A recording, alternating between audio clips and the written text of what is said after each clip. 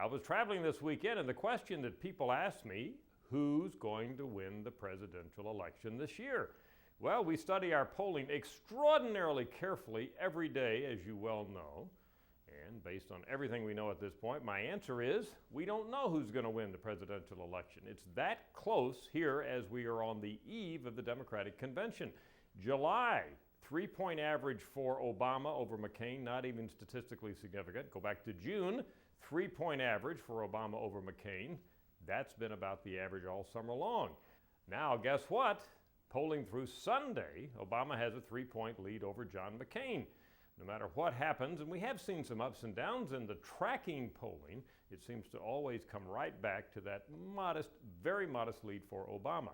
You know, when Obama took his foreign trip to Afghanistan and Iraq and the Middle East and Europe, he did gain on McCain, but he wasn't able to sustain it. In fact, McCain came right back and tied Obama for several days, maybe because of his reaction.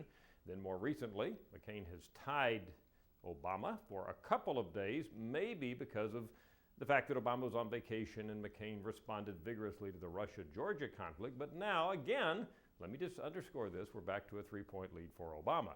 What's going to happen now? I think it's going to be fascinating and exciting. A tremendous amount of input's going to come out for voters. We're going to have the Democratic announcement by Obama of the vice president, who he wants to be his vice president. Then we're going to have the Democratic convention in Denver. Then we're going to have the Republican announcement of McCain's vice president.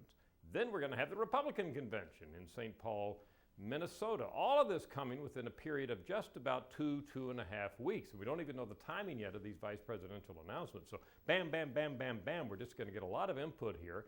We know from our past polling that a typical announcement of a vice presidential nominee can give a bounce to that candidate for a few days, maybe up to 5 points. And we do know the conventions will give the candidates a bounce for a few days at least. So we're going to have a lot of bouncing going back and forth here in the weeks to come, and it's going to be very important for us to track it. And then when the dust settles, say, the weekend of the 5th, 6th, 7th of September, it'll be critically important to see where the race stands after all this input has come out and into voters' minds. I'm Dr. Frank Newport, Editor-in-Chief of the Gallup poll.